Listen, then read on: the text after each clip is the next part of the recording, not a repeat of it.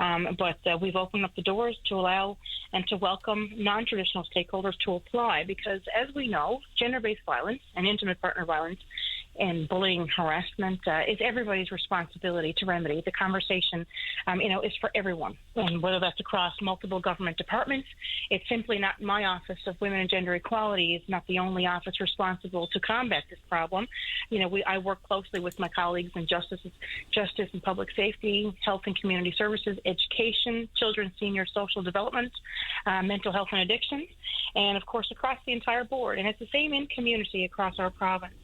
So, and what the funding, how it was considered, it was based on the following criteria, and these are pillars that are set by the National Action Plan: supporting survivors, their families, and their communities, engaging men and boys in gender-based violence prevention. And Brian, that's key. It's about engaging men and boys throughout our community, about healthy relationships, about violence prevention. Because it's like, as I said, the responsibility is for everyone. Ending the normalization of violence within communities, addressing stigma against gender-based violence, promoting healing and mental well-being of those impacted by gender-based violence, and of course building community support networks, particularly at the regional and at the municipal levels. And I'm happy to say that this money, this significant funding, has gone from coast to coast. It's not simply for the metro region around the capital in our province. It has gone, to organizations in Labrador, rural. And I'd like to name some of those. Minister, I was going to ask you. You mentioned off the top that some non-traditional organizations that this will go towards. Give me an idea what's a traditional and organizations that would be added as non-traditional. Yeah, well, for example, the Canadian Mental Health Association of Newfoundland and Labrador, and this is in partnership with the Lonely Man Project and the Nunavut government. They've received funding of just over $48,000, and ultimately to help to address the link between men's mental health and gender-based violence. And this is through an inclusive and culturally sensitive approach, targeting community leaders, activists, elders, influencers, and as well as individuals at high risk for domestic violence. And this initiative and this example will foster conversations around the role of men in violence prevention while participating in activities that are appropriate for those organizations. Another example is Stella's Circle, and that funding will be used to increase the capacity for the Just Us Women's Center. This one happens to be in St. John's, and also in collaboration with the Center for Women in Clarenville. And this is to meet the unique needs of highly marginalized individuals involved with the criminal justice system. And it includes clinical support for women and gender diverse victims and survivors with histories of gender-based violence, for individual and group counseling and system navigation. So that's another group. Another group I want to mention, the Sandwich Bay 50 Plus Club. Just noticed that. Yeah. Right, and I mean, what a lovely name for a community. During this program, this process actually, where I first learned about this community, and it's in Labrador, and this is an Indigenous-led organization of seniors, and that funding will be used to facilitate healing and well-being workshops, as well as training, including suicide intervention training for people who work with seniors and youth to address the stigma that's associated with bullying and harassment and gender-based violence. And they're supported by the Labrador Grenville Health Health Services. So these are just some. Another one, Brian, Seniors NL has also received about just over $50,000 through this program, and that's also to grant access to Legal Information Association with the Journey Project, and they're doing great work. The Journey Project and Kevin O'Shea and his team there, they're doing wonderful work to make legal information and legal support available to victims who otherwise would not be able to access these kinds of support. Minister, I noticed...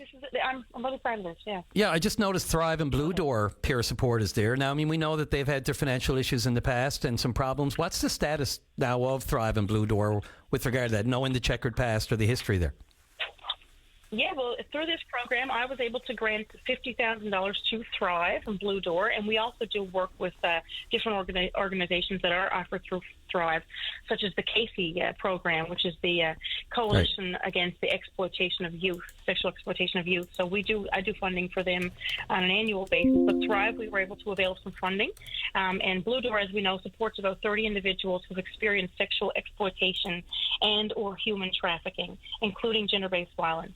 And this is in partnership with LifeWise and this funding will be used to increase support hours and access to the Blue Door program. And as we know, just to rewind, Blue Door was formerly funded by the federal government. Right. And it's some significant dollars, of course, that were funded. It was on a 4-year program, but unfortunately, the federal government did not upkeep. They didn't continue funding that program to the maximum as they were receiving. And as we know, Blue Door was in a bit of a pinch, and they have come to the provincial government. And it's my understanding they are receiving funding from other sources as well.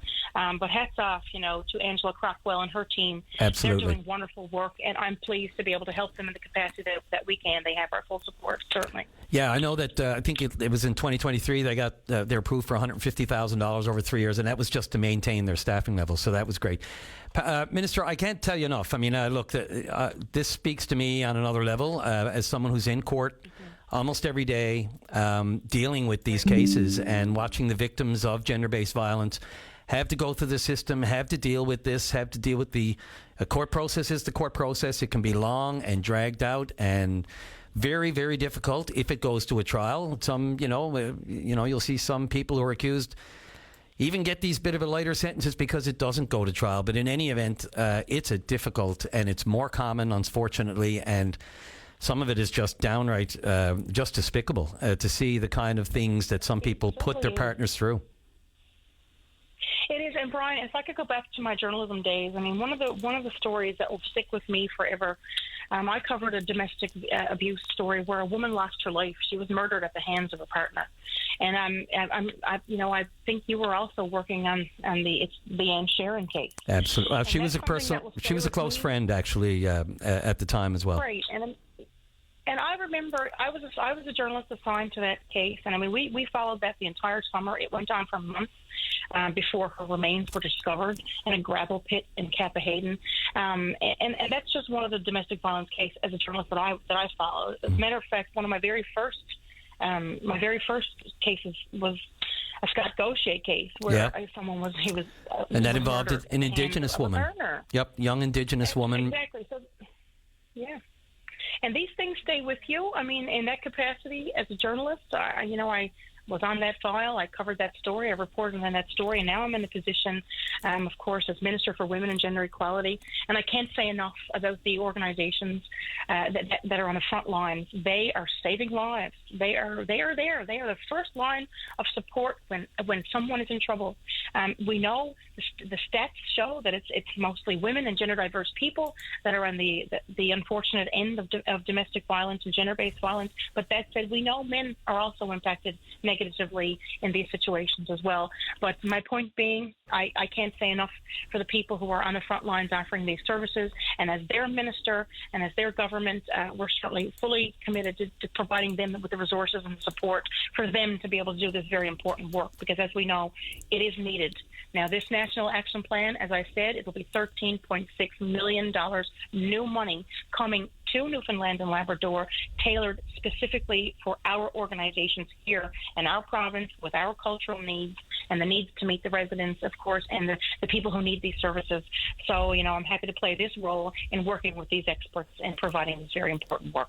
And Minister, in fairness, this is from a federal government, as you mentioned, almost $14 million 4-year bilateral agreement, with Women and Gender Equality Canada. So, while we, on one hand, will, rightly so, be concerned with cuts such as immigration numbers, which was announced this week that your colleague, Minister Studley, is dealing with.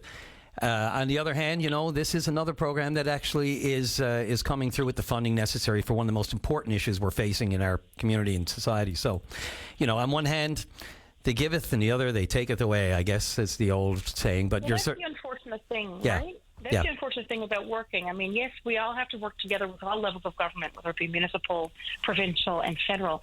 But goes right back to what happened with the Blue Door situation. I mean, the feds come in with significant money for a 4-year time frame, and then it's decided based on whatever criteria or for whatever reasons, that funding is no longer going to be provided. And that leaves that system, that program in a lurch, and ultimately the people that they're helping. Yeah. And I remember that, and we worked closely with Blue Door. Now, I'm grateful that they have obtained funding. It's my understanding that they have.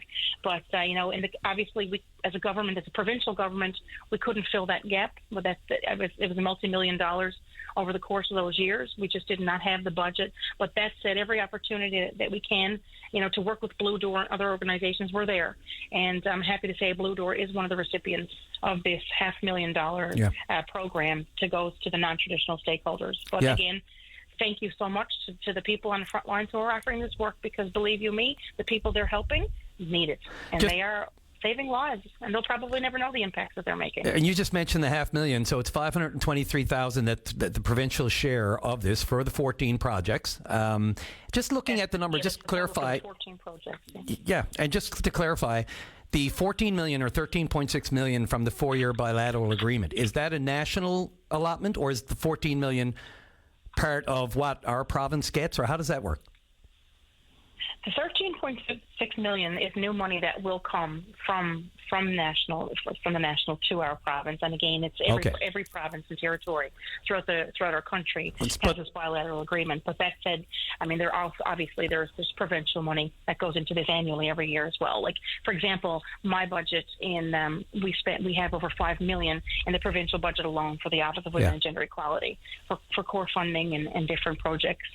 But again, like I always say, Brian, listen, this is great money, but I'm always the first to ask for more support, whether that be in an MHA capacity or, of course, minister. The more support we can get, the better we'll all be. Sure. And last thing, just to be clear, the $14 million, that's for all provinces, and our allotment... No, this for this province alone. Okay, just because you mentioned all the other provinces. Yeah, you mentioned all of them and the territories. Well, but they have bilateral agreements. Correct. It is a national action plan, and we've all signed on. And Newfoundland Labrador's bilateral agreement will see $13.6 million. Inquiring minds wanted to know. Excellent. Thanks, Minister Pam Parsons, the MHA for Harbour Grace and Portagrave, and Minister responsible for Women, Gender and Equality. Thanks for the call. Thanks for the information. Thanks for the time. Thanks for the initiative. And have a great weekend. Thank you. You take care, and of course, and take care for all your listeners. And again, a Happy New Year.